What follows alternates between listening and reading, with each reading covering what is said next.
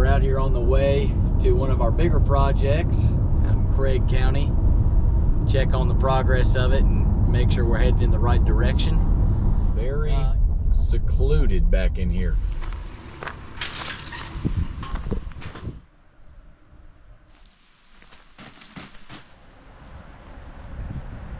Okay, here's the house. Still all the landscaping needs to be done. Some trash needs to be hauled away. We're gonna go check out the inside and see how it's looking. That was a dumb move. Yep, we got an old fridge situation here. Oh my gosh. I think this fridge is a lot of calls. Yeah, I agree. Fridge is done for. New fridge. You're gonna need a new fridge.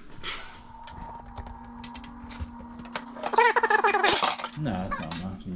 We've made the decision to just go ahead and take the fridge out. All right, we were able to get the fridge out of the house because it was leaking everywhere. This is the view of that balcony up there from the master suite from down here. There's Patrick.